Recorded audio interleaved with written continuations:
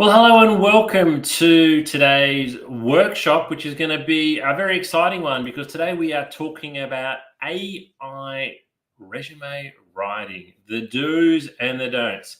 I guess I'd love to know, have you been using AI in your work? Have you been using it in your home life? What have you been using it to do? I've certainly started to spend quite a bit of time on AI over the last couple of weeks in particular.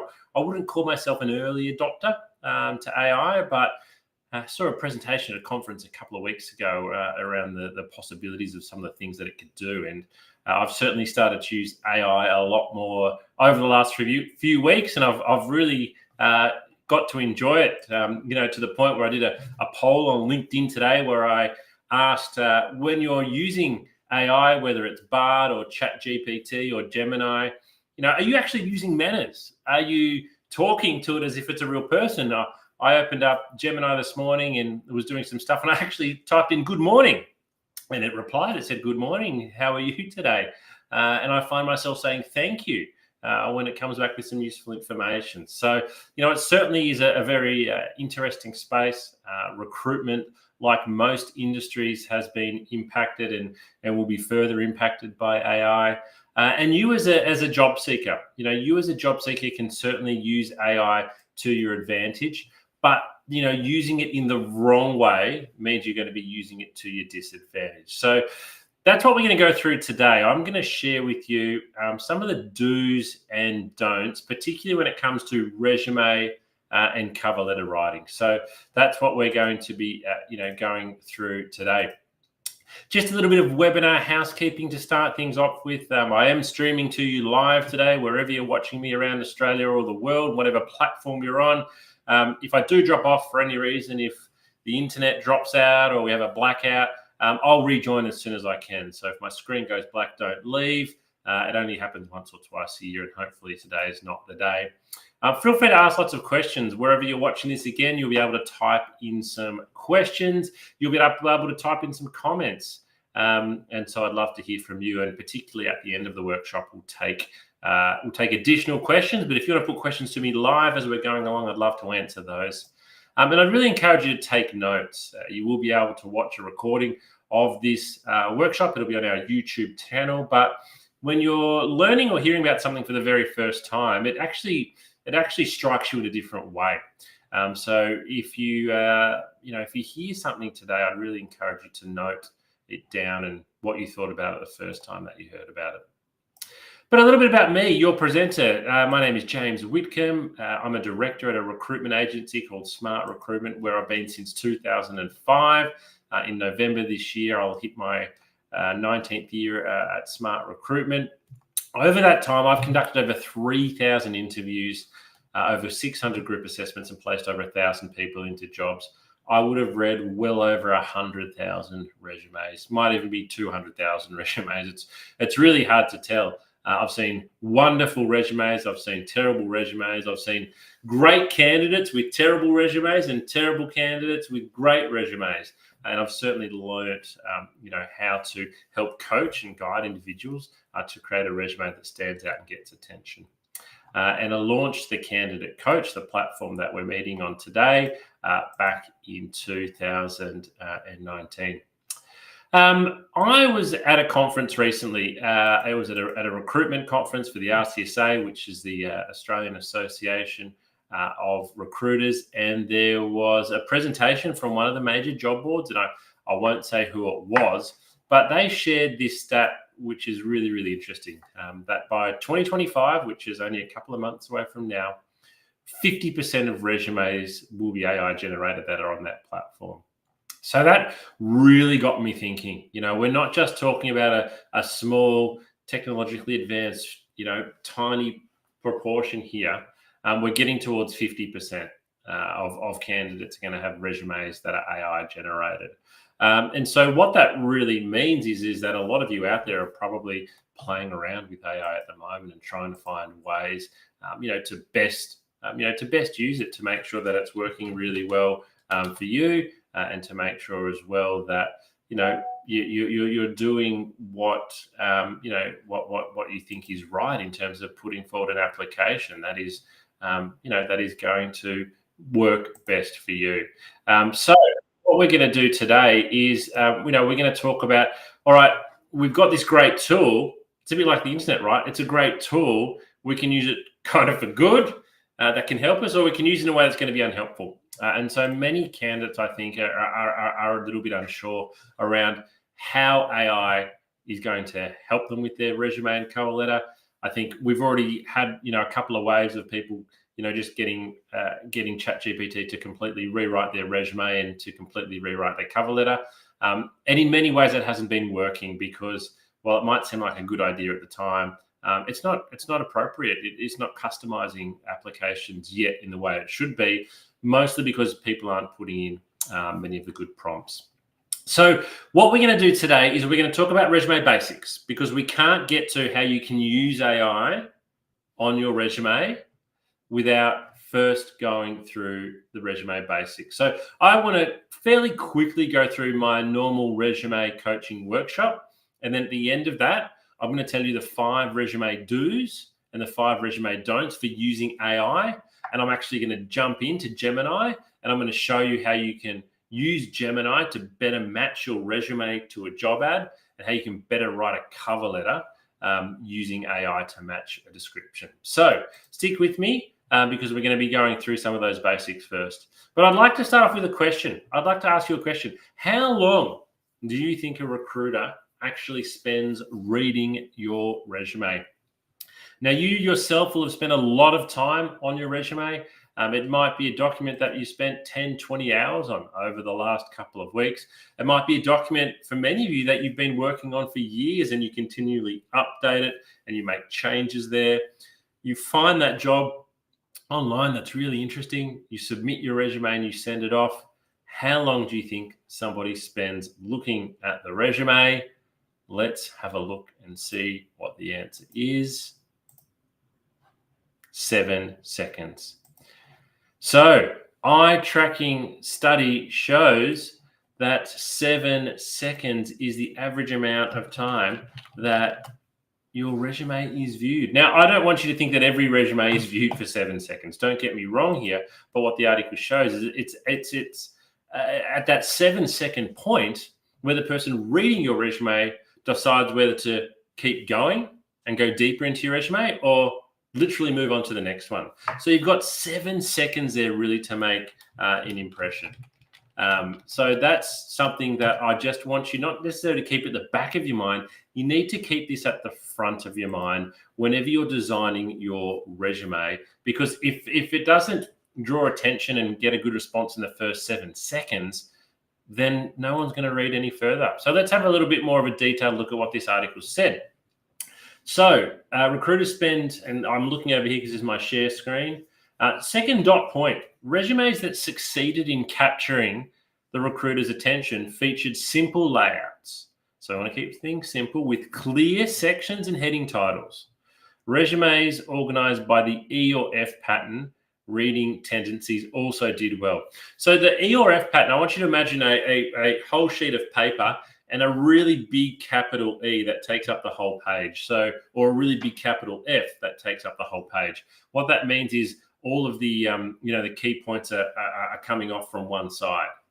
That's the E or F pattern. Especially when they utilize bold titles and bulleted accomplishments. So we want it well-spaced, well-organized, bold title, bulleted accomplishments, well-sectioned. Resumes that did not fare well were hindered by cluttered layouts, a lack of white space on the page. So we do want some white space, multiple columns and long sentences. A lack of section or job headers also turned off recruiters, as did text that didn't flow or draw the eye down the page. So there's quite a little bit, isn't there, really, in those couple of dot points there. So I want you to have a quick think and ask yourself, is that my resume? Is that how I've laid out my resume at the moment? Do we have bold headings and bulleted accomplishments? Is it simple and easy to read? Because when we go back to that 7 second rule that is actually happening, you need for that information to be able to jump off really quickly. So you need the recruiter to be able to look at your resume and find the key information that you want them to see very, very easily. what this particularly means for me is that your first page is worth 99% of your resume. I actually don't mind whether your resume is 1, 2, 3, or 4 pages. What I really care about is making sure that page number 1 is where you focus pretty much all of your attention, because there's no point in having the good information on page 2 because no one's getting to page 2 inside of 7 seconds. And if you put the good information on page 2, nobody might even get to it or know what you've achieved. So let's actually talk about what is a resume. Well, a resume is a factual account of your employment and study history. We say factual because it's got dates and times and locations and events, but it also needs to highlight your skills and your abilities and sell you. Your resume has to sell you. Sell, sell, sell. So what I'd really like to get across to you now is the importance of your resume being, it's basically a marketing document. Your resume is, it's an advertisement for you. It needs to really highlight everything that's good about you. Now, I want you to think about, when you might be looking for a property to rent or buy, you see wonderful photos that are well positioned. You read the description and you think, this is amazing. Look at how well they've described everything else here. So what you need to do is to think of your resume in that way. This is an advertisement for you. When you drive past a bus stop and you see an advertisement, that's your resume. When you see a billboard, that's your resume. When you see an ad online, that is your resume that you need to change your mindset away from. It's just black words on white paper to it's an advertisement. It needs to sell you. And it needs to want somebody, the reader, to pick up the phone and give you a call. So let's talk a little bit more about that then. Well, that's my question to you. If you're watching this today, have a think. Does your resume actually sell you? Is it highlighting the very best achievements that you've made? Is it highlighting the best parts of your employment history, the best parts of your study history, the best parts of your extracurricular activities? Can I read your resume and know what your achievements and greatest moments in your career have been to date? And are they on the front page? And can I read them in the first 7 seconds? If the answer is no, then we've got some work that we need to do. Your resume is you on paper. It's an advertisement for you. It needs to promote you. It needs to sell you. So if I can only get one message across to you today, because I know that in the second half we're focusing on using AI, this is what your resume needs to be. And I see far too many resumes that do not sell the candidate. And when I then maybe interview the candidate, I find out all this other information that is wonderful, but it wasn't on their resume and they probably only got through to interview based on a fair bit of luck. Let's remove the luck out of it and let's get your resume back to selling you. So stop thinking of your resume as a dry, boring academic document and start making it come alive and highlight how very good you are, because you deserve it. And importantly, it's a fluid document. So what I mean by that is your resume does not stay the same for more than one job application. And I'll talk about this at the end, but it's important to mention up front, you've got to customize and tailor your resume for every single application. Now, you might be thinking, but James, I'm just applying for customer service jobs. They're all the same. Well, they're not. Every single one of those jobs is different in many ways. First of all, there's a different employer every time. Every job will have slightly different skill set. Every advertisement will actually highlight 2 or 3 things different to every other advertisement. So you need to tailor your resume for every application. And if you are sending out the same resume for multiple vacancies, then you are not doing it very well and you're not going to have a very good success rate and you're wasting your time. All right, so let's talk about the first step. So the first thing that we need to talk about is basic resume structure. So before we get into talking about how we can use AI to write our resume and some of these other fancy things, we need to have the basic structure right. We need to have the structure is kind of like the recipe. And if you don't have the recipe right, then it doesn't matter what we cook with, it's not going to taste very good. I'm not going to go into a huge amount of detail here, but as you can see here, I'm going to share with you a couple of images of basic resume structure. So what you can see here from this example resume, and a lot of it comes back to that initial article we read, that capital E or capital F pattern, lots of things coming off, the left-hand side there. So what I like about this resume is we've got the contact details up top. We've then got 3 bold headings. So quite easily, it's quite easy for me as the reader of the resume to read this resume. I can see it goes summary, education history.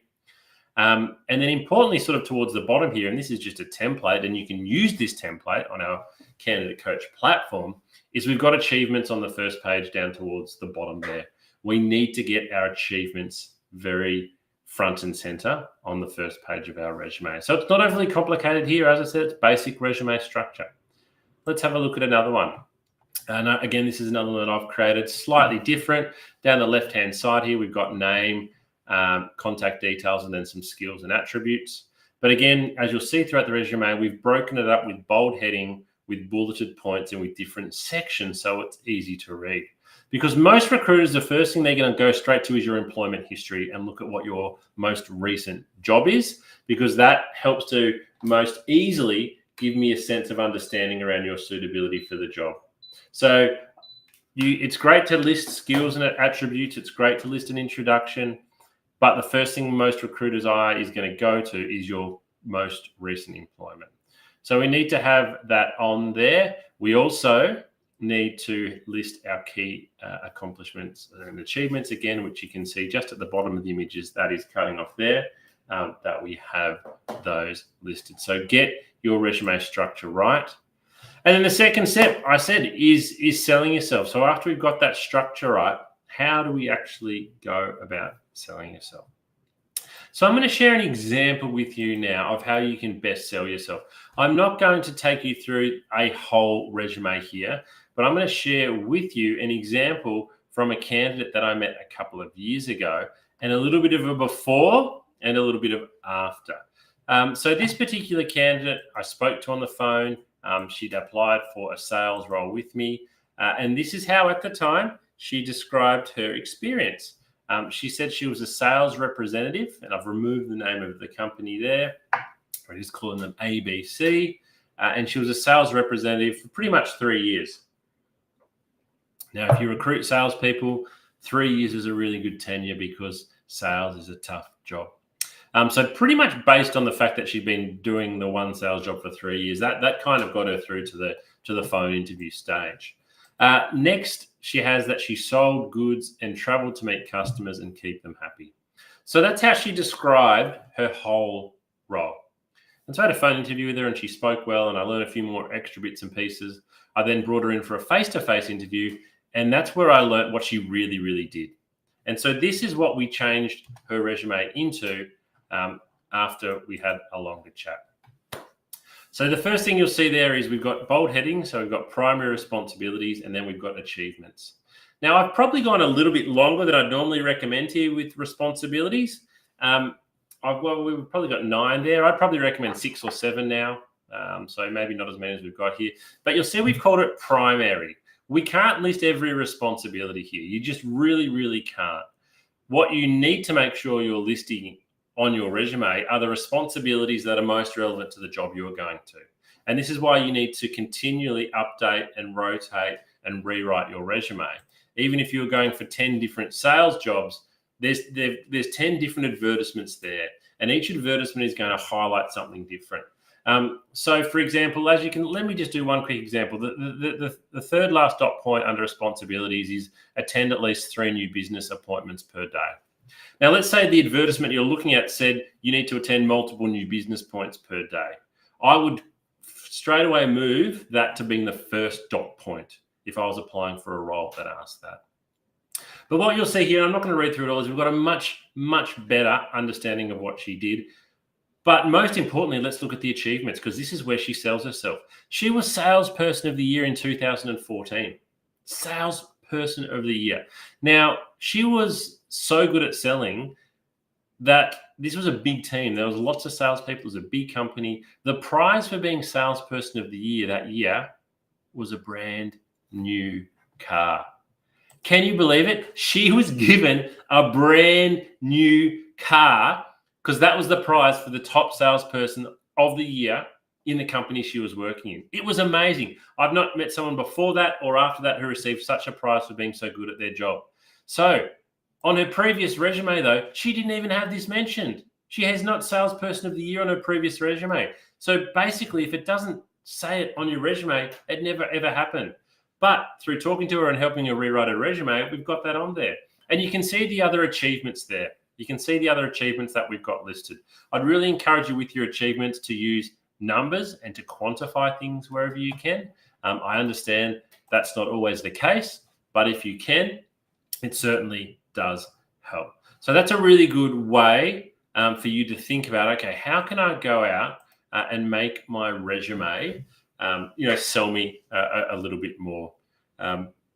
If you're sitting there and you're kind of thinking, well, look, James, this is all well and good, but I haven't been salesperson of the year. I haven't even been employee of the month. I've got no recognitions in my current role. I'd encourage you to answer these questions to yourself. What are you doing in your job at the moment that you weren't doing when you first started?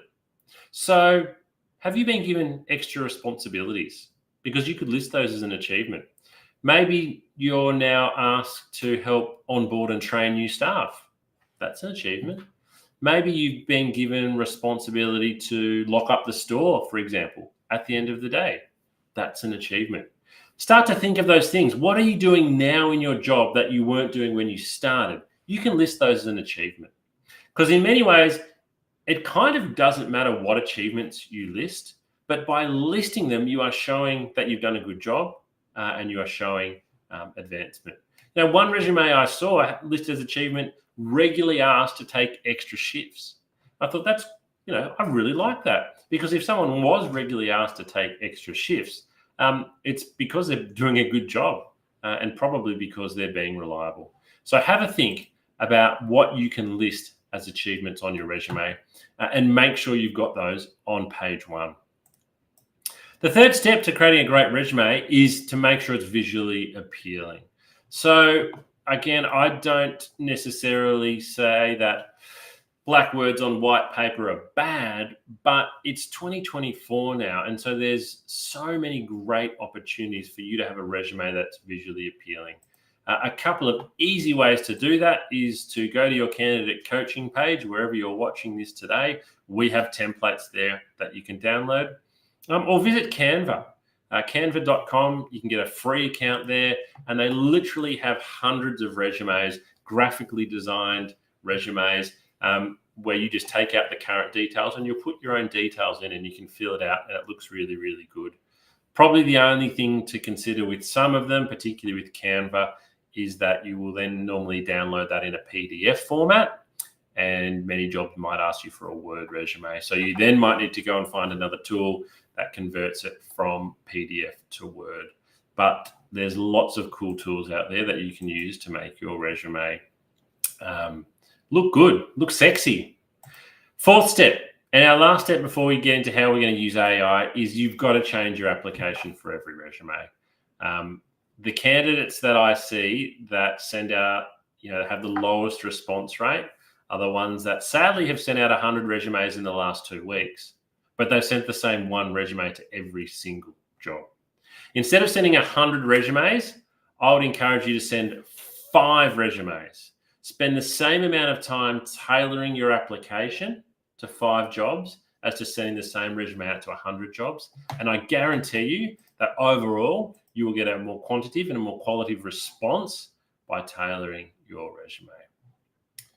All right, so let's get into talking about AI then. So using AI to improve your resume and improve your cover letter. So you'll see here in particular, what I'm not saying is using AI to write your resume or using AI to create your resume. It's specifically the word improve, because I think AI can certainly help you with many of the individual or smaller aspects of your resume, but I certainly don't think that you can use AI to write your whole resume or write your whole cover letter. You might be doing that at the moment and you might be thinking, what's the harm? Well, there's not a huge amount of harm, but as somebody who reads a lot of resumes, we are now able to tell if something is completely AI generated. It does stand out. There's certain ways that the chat platforms write, and this is something that we all can feel from the recruitment side when somebody's submitted a completely AI generated response. And also there are tools out there at the moment now as well that you can subscribe to that will go and completely do your applications for you. So I want you to think about AI as a tool to help you write your resume and improve your resume, but not to write your resume. So what we're going to talk about are the 5 do's and the 5 don'ts. So what are 5 things you shouldn't use AI for with your resume? And then what are 5 ways you can? And I'm going to jump into Google Gemini, and we're going to do a little bit of a live demonstration on a resume and a job application to show you how to improve it. So let's start with the don'ts. Let's start with the mistakes that a lot of people make. So the first one is just what I've described then. They use AI to write their whole resume. They might upload their current resume or their LinkedIn profile and just say, hey, ChatGPT, can you please rewrite my resume? And then they download that and they think it's better than it currently is. That's a huge no-no because it's not tailoring it. It's not your words. You need to know what's on your resume. You need to have a very good understanding of what's on your resume because you're going to be asked about it all the time. The second one is don't expect AI is better than you. I think a lot of people think, I'm no good at writing my cover letter. I'm no good at writing my resume. I'll just stick it into Bard and it'll be better than me. 9 times out of 10, the answer is no. I think we use AI to be a little bit lazy with things like this. Or we just perhaps don't know what to do. So we think the computers are better than us, but don't expect it. It might be sometimes, but certainly don't expect that AI is going to be able to write a better resume and cover letter than you can. The third one is, and we've seen this a lot, don't expect AI to always be honest. So this is why you need to double check everything that you're taking from a large language model. It might add some extra detail in there. It might completely fabricate something. And so you need to really be checking everything that you put in your resume because recruiters know there's a lot of falsehoods on resumes. And as soon as we spot one, your application's done. Your application's dusted. So you'd hate for that to be the reason why you missed out on a job was because you didn't double check what AI wrote for you. The fourth one, and it kind of follows on from the honest one, is don't expect AI to be mistake-free. You've really got to double check everything that comes out to make sure that it is factual, that it is correct. Normally the spelling and grammar is okay, but everything else that it said, make sure there's no mistakes there. And the fifth mistake, and this is probably one of the main reasons people use AI, is to be lazy. If you're using AI to be lazy because you can't be bothered, then it's not going to work for you with job applications. If you're using AI, as I'll show you in a moment, to do better research and to customize certain parts that you then rewrite yourself, it's fantastic. But it is a tool to assist you, like say a Canva is, like a spell check is, but it's not something that you should be relying on to replace you. And if you're viewing it that way, it's going to be no good.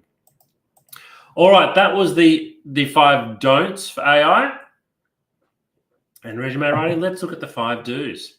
So the first one is, do use AI for initial guidance. So what do I mean for initial guidance? Well, we're going to jump out of my PowerPoint presentation now, and we are going to, as you'll see on my screen here now, I've logged into Gemini, and what I'm going to do in this demonstration is I'm going to ask Gemini, to give me some guidance on the suitability of my resume compared with an advertisement. So what I want to show you, and I've saved this one earlier, I've just got to find it now, is we're just going to jump onto Seek, and we are going to go, where do I find my saved jobs? Here we go. So there's a job on Seek at the moment. It is a store manager role, a retail store manager role for the Reject Shop in Waverley, which is in Melbourne.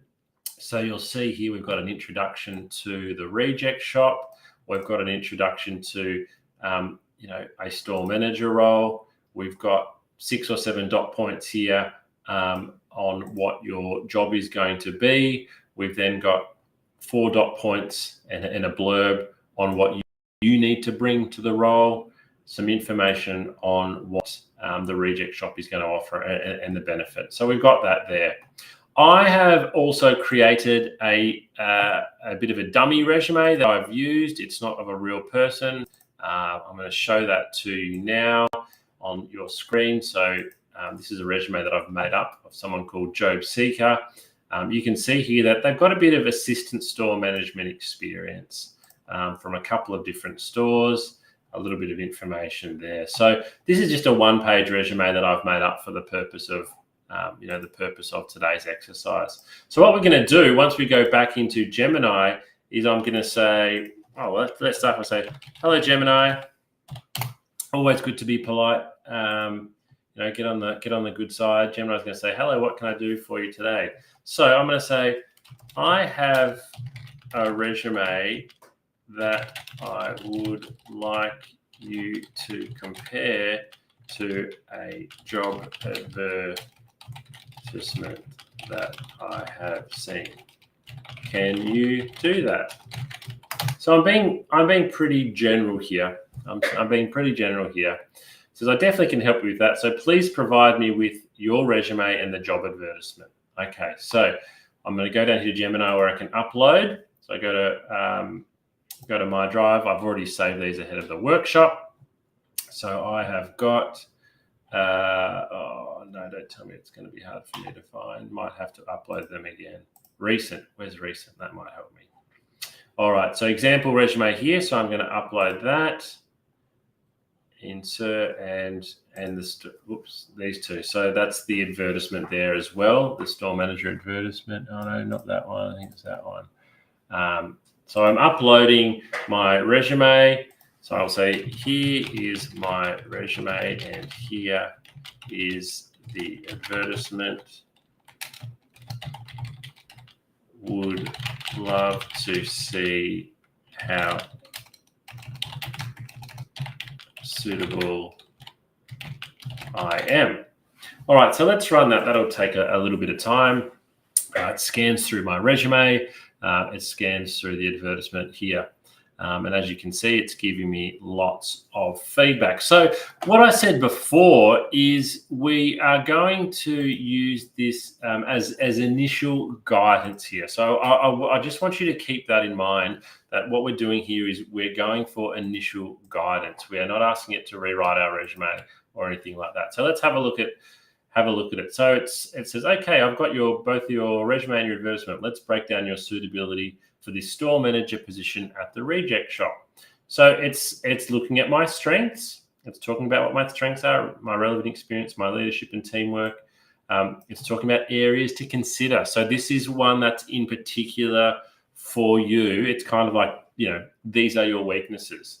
So here it says, while you have many relevant skills, you might want to explicitly highlight some that are directly mentioned in the advertisement. For example, merchandising is a key skill listed in the job ad. So this is where it becomes really, really valuable, right? Because I haven't mentioned merchandising in my resume. Gemini has picked that up. They've picked up that merchandising is a key skill. It's not mentioned in my resume. That's great. We need to address that. Then quantifying achievements. Consider quantifiable results for your accomplishments. For example, instead of just saying increase efficiency, try increased efficiency by 15% through implementing new training protocols. So again, this is great advice. This is something that I really should consider. I haven't quantified what I've done there.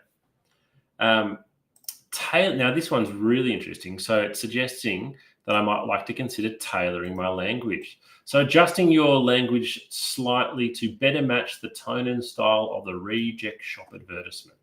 It's fun, a fun, energetic brand, so you could incorporate a bit more of that personality. And then it's finally recommending to research the Reject Shop's company culture and values to see if I align. It's given me, some bit of an overall feedback and then some next steps as well. So, and that's a bit of a reminder of what we've done there. So we've got some really great information there. Some really, really good tips for things that I can for some things that I can do. So I would then go back to my resume, and in particular, I would make sure that I am mentioning my experience in merchandising. I'm using some statistics here. I may be changing the language a little bit. And I need to go and check the Reject Shop's company culture and values. So I might even actually ask it, what are the Reject Shop's values? So let's ask Gemini that, and let's see what it comes back with. So it's having a think. And so, all right, you're right to think aligning your resume with Reject Shop's values. Unfortunately, they don't publicly list their values. However, based on their marketing and job descriptions, we can infer some of the following. So again, we're using it now to ask follow-up questions, and we're getting some more information. So that's a really good starter for the way that we should use it. So we use it. What we're talking about now is initial guidance, and we're using it for follow-up questions. So whatever ChatGPT or Gemini recommends there, we can get further prompt. AI, let's use AI for job and company research. So this is a really important one because, again, we want to tailor our resume and particularly our cover letter. We want to tailor our cover letter to be really, really specific to the advertisement. So let's jump back in and let's ask it a question. What is some good information I should include in my cover letter to show the Reject Shop I have done a lot of research? So let's ask that question, because we don't want to just include on our cover letter research that's really easy to find. The harder to find research is where there is a lot of value. All right, so you're right on track. Showing you've done research is crucial for making a strong impression. Here's some good information to include. Align with brand personality, showcase specific relevant skills, connect your experience. So it's being a little bit vague here.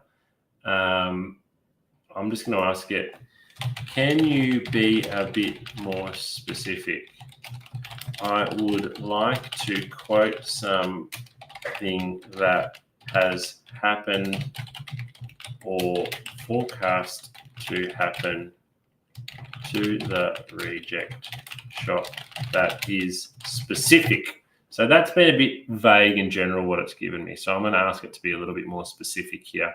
So maybe it's like something about their future growth plans or opening stores or something along those lines.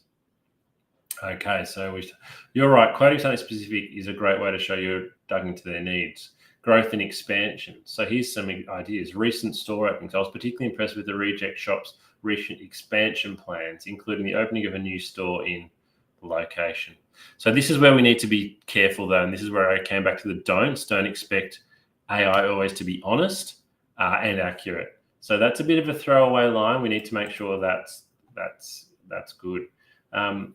So I might even continue to ask it here. How many stores have the Reject Shop opened in Victoria in the last 2 years? So we're going down a bit of a rabbit hole here, but what we want to find is if we can include a line here. For example, I'm really impressed to learn that the Reject Shop has opened 6 new stores in metropolitan Melbourne. There we go. I don't have access to that information. Go to, it's giving us some information. Their investor relations section. So we might even do that. This is how we can get right down the rabbit hole. The Reject Shop's website, we're going to Google that, investor relations, financial report. We can download a financial report if we want. Let's download that. 10 meg. No, I'm going to download it to my desktop. Call it Reject. Shop annual report. So we download that, and so what I can then do is I can then upload that back. So I can then go, okay, I've downloaded the Reject Shop's annual report. I'm now going to upload it into Gemini, And I might say I'm going to say from the annual report, find me 2 stats that I can include in my cover. All right. From the attached annual report, find me 2 interesting pieces of information that I can include in my cover letter to show I have done great research. All right, so what's going to happen now? I've got to wait for it to, sorry, it's still extracting. And sometimes this is where it can be a little bit time consuming because we have uploaded a 10 megabyte file. I think it was, although I've still got it here. So it's 71 pages. So we're going to ask Gemini to go through 71 pages here once it's uploaded it, and yeah, come back with 2 interesting pieces. There we go, it's uploaded. So let's run that. So while that runs, let's jump back into the slideshow and talk about some more of those do's. So what we're doing now is we can use it really, really well for company research in particular. And a lot of the research we're doing now is to assist with writing of our cover letter. We have another whole workshop on how to write cover letters. I'd encourage you to go away and watch. But what we're doing right now is asking for some of that specific information. So let's jump back and see what it's found for us. All right. Okay. Here are 2 interesting pieces of information you could use: growth and expansion. All right. So it's actually given us a direct quote here, which we can use. I was impressed by the Reject Shop's commitment to expanding its store network, particularly in light of their recent opening of 17 new stores and plans to go an additional 15 to 20 in 25. My experience in, mention your own skills here, blah, blah, blah. So this is great information, really, really good. But what we need to do is we need to then go away and rewrite it in our own language. So that sounds very much AI written. So we've got the facts there that we know 17 new stores and plans to open another 15, 20. Take that out, put it into your cover letter and rewrite it yourself. So we're getting some really good information here. Copying and pasting it will be a mistake because it sounds very very AI written, but that's the goal there. If I read a cover letter and a candidate says, I read the company report and I saw the information you can see now, I'm calling them straight away because I'm thinking they've done a lot of research here. So that's a particular level that would really encourage you to get to. And then the final one, which I think we're giving a good example of here, is we want to use AI to find a point of difference. You need to make your application stand out, whether it's your cover letter or your resume. We want it to have a great point of difference. So some common resume questions before we finish up. How long should my resume be? Well, I don't mind. Whether it's 1 page, 2 page, 3 or 4, I wouldn't recommend any more than 4. But it doesn't matter if it's 1, 2, 3 or 4 unless the first page is good. All of your attention needs to go into page 1. Should I include a photo of myself on my resume? So I've talked to you about the fact that your resume is a sales document. It needs to sell you. It needs to market you. It needs to promote you. Do you think putting a photo of yourself on your resume sells you? I can't answer that for you. You need to make your mind up there. What you do need to be conscious of, though, as soon as you put a photo on your resume, you are inviting all different types of conscious and unconscious bias. People are going to judge you on your appearance. So you need to decide in many ways, does your photo help to sell you? Does it help to market you? Does it help to promote you? It's an individual decision. I'm not here to tell you there's a right way and a wrong way. Should I include references or academic transcripts on my resumes? References, yes. You could just the contact details. Maybe if I see down the bottom someone's listed the name of their reference and their position and their company, I think that's a strong sign that they're going to get a good reference. Academic transcripts, no, not unless you've been asked specifically in the advertisement. And do I include every job that I've ever worked in? My answer here is no, you don't need to. I would say you don't really need to go too much back more than 10 years. You can still list those jobs if you want, but you don't need to go into great detail. It might just be the job title, the company, and the particular years. So the summary today for resumes, you need to sell your skills, your experience, and your achievements. You need to make it easy to read. If it's difficult to read, people won't read it. It should be visually appealing, and it's okay to be bold and try and stand out. And finally, your resume must be tailored for every single role. So that's the end of today. We'll stop the recording in a moment, but happy to hang around here. If anybody's got any questions, please feel free to type them in now. But it's been great having you join me today. I hope you've learned a little bit about resumes and how you can use AI to improve the quality of your applications. We'll run this workshop again soon, partly because AI keeps advancing, and I think in 3 and 6 months' time, it'll be even more capable.